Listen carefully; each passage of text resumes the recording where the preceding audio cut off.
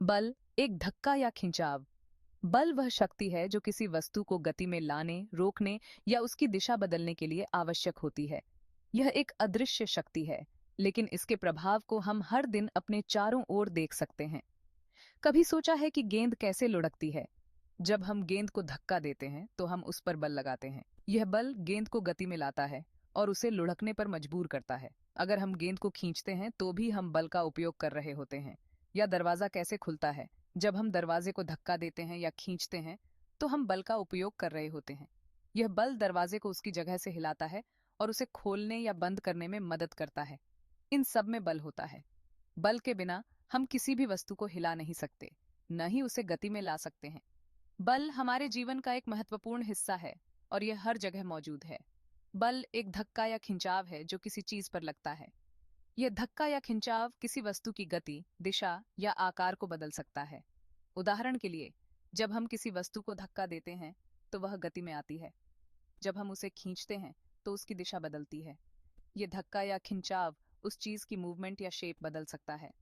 बल के प्रभाव से वस्तुएं विकृत हो सकती हैं, उनकी गति बदल सकती है और वे नई दिशा में जा सकती हैं। यह सब बल के कारण होता है। बल हमारे आसपास हर जगह है।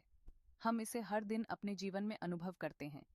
जब हम चलते हैं, दौड़ते हैं या खेलते हैं तो हम बल का उपयोग कर रहे होते हैं। यह बल हमें गति में लाने, रोकने और दिशा बदलने में मदद करता है।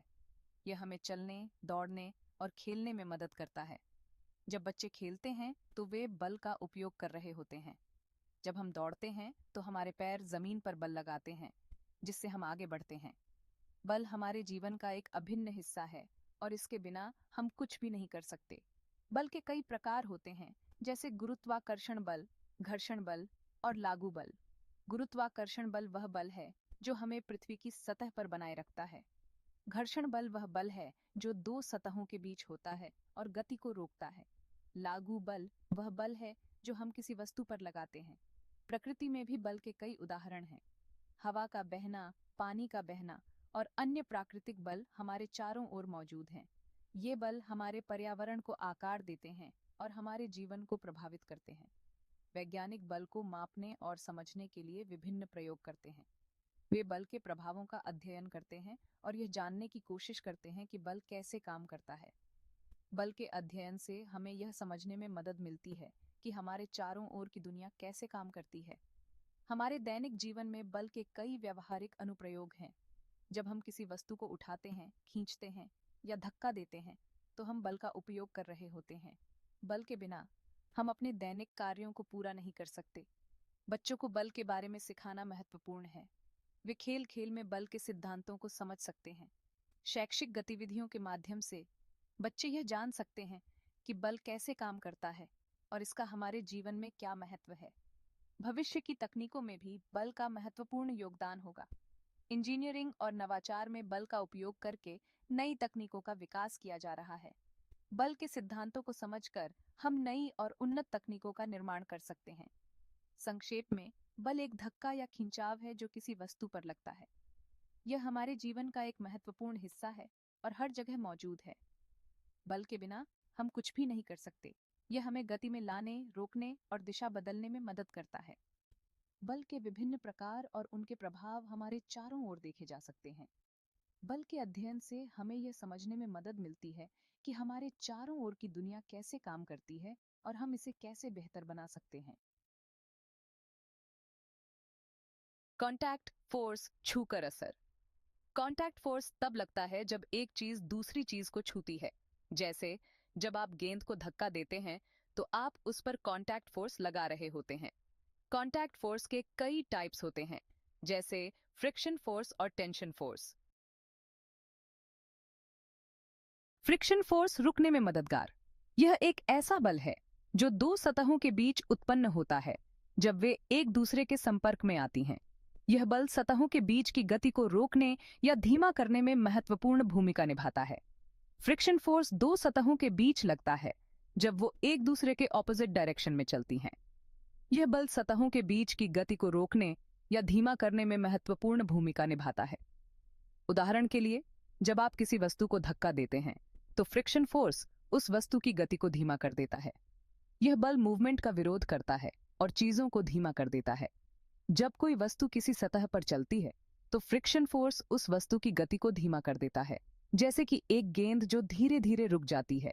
जैसे जब आप साइकिल चलाते हैं और ब्रेक लगाते हैं तो फ्रिक्शन फोर्स साइकिल को धीमा कर देता है।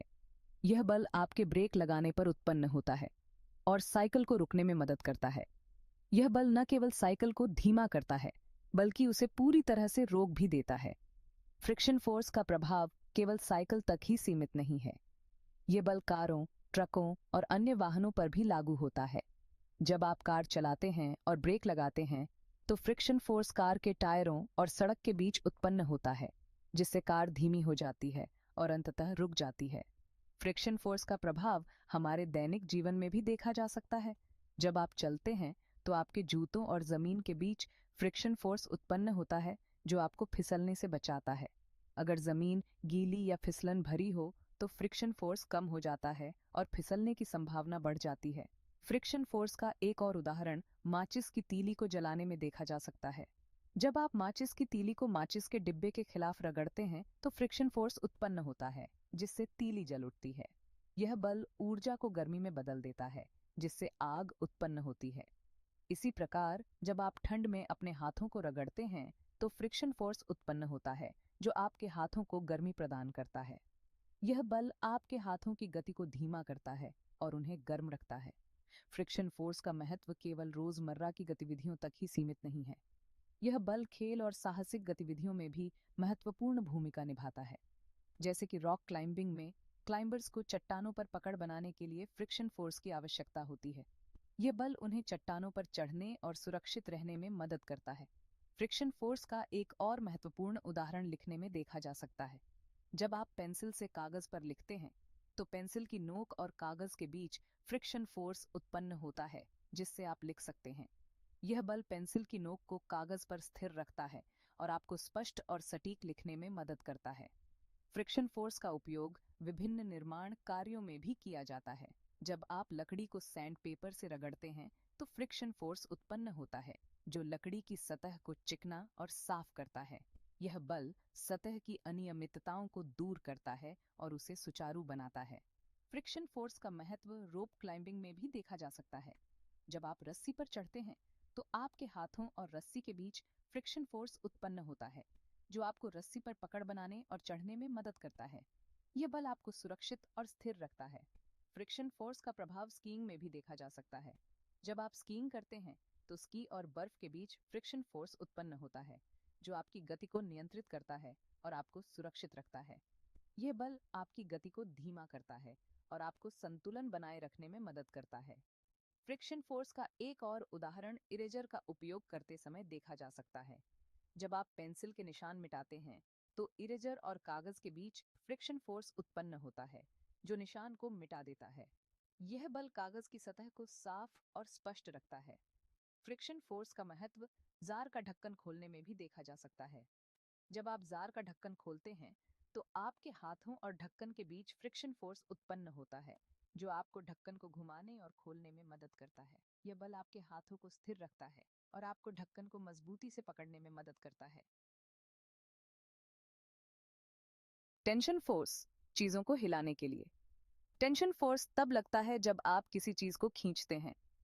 यह एक प्रकार की फोर्स है जो तब उत्पन्न होती है जब कोई वस्तु किसी अन्य वस्तु को खींचती है। यह फोर्स तब भी उत्पन्न होती है जब आप किसी रस्सी को खींचते हैं, जैसे कि जब आप एक बाल्टी को कुएं से खींचते हैं। जैसे जब आप रस्सी खींचते हैं तो आप उस पर टेंशन फोर्स लगा रहे होते हैं। यह फोर्स रस्सी के दोनों सिरों पर समान रूप से वितरित होती है। यह फोर्स तब भी उत्पन्न होती है जब आप किसी भारी वस्तु को खींचते हैं, जैसे कि एक गाड़ी या एक भारी बैग। टेंशन फोर्स का यूज हम बहुत से कामों के लिए करते हैं, जैसे कि पानी खींचना और सामान ढोना। यह फोर्स हमारे दैनिक जीवन में बहुत महत्वपूर्ण भूमिका निभाती है। जब हम किसी वस्तु को उठाते हैं या खींचते हैं तो हम टेंशन फोर्स का उपयोग कर रहे होते हैं। यह फोर्स हमें वस्तुओं को एक स्थान से दूसरे स्थान तक ले जाने में मदद करती है। उदाहरण के लिए, जब हम एक भारी बैग को खींचते हैं तो हम टेंशन फोर्स का उपयोग कर रहे होते हैं। इसी प्रकार जब हम एक बाल्टी को कुएं से खींचते हैं तो हम भी टेंशन फोर्स का उपयोग कर रहे होते हैं। ये फोर्स हमारे जीवन को आसान बनाती है और हमें विभिन्न कार्यों को करने में मदद करती है। इसके बिना हम कई काम नहीं कर सकते। इसलिए टेंशन फोर्स को समझना और उसका सही उपयोग करना बहुत महत्वपूर्ण है। ये फोर्स हमें न केवल वस्तुओं को खींचने में मदद करती है, बल्कि हमें उन्हें उठाने और ले जाने में भी मदद करती है। ये फोर्स हमारे जीवन का एक अभिन्न हिस्सा है और हमें इसे समझने और उसका सही उपयोग करने की आवश्यकता है। नॉन कॉन्टैक्ट फोर्स तब लगता है जब दो चीजें एक दूसरे को छूती नहीं हैं। जैसे ग्रेविटी और magnetic force non contact force हैं। ग्रेविटी पृथ्वी का वो खिंचाव है जो सब चीजों को अपनी तरफ खींचता है। यह बल हमें पृथ्वी पर टिके रहने में मदद करता है। यही कारण है कि जब हम कुछ ऊपर फेंकते हैं तो वो वापस नीचे गिरती है। मैग्नेटिक फोर्स चुंबक द्वारा लगाया जाने वाला बल है। चुंबक लोहे जैसी कुछ धातुओं को अपनी ओर खींचते हैं। मैग्नेटिक फोर्स का यूज हम बहुत से उपकरणों में करते हैं, जैसे कि कंप्यूटर और टेलीविजन। बल हमारे रोज के जीवन का एक इम्पॉर्टेंट हिस्सा है। हम चलने, दौड़ने, खाना खाने और लिखने जैसे हर काम के लिए बल का यूज करते हैं। बल के बिना हम दुनिया के साथ बातचीत नहीं कर सकते। बल को समझना जरूरी है क्योंकि यह हमें दुनिया को समझने में मदद करता है। बल के बारे में जानकर हम ये समझ सकते हैं कि चीजें कैसे चलती हैं, कैसे रुकती हैं और कैसे एक दूसरे के साथ इंटरैक्ट करती हैं।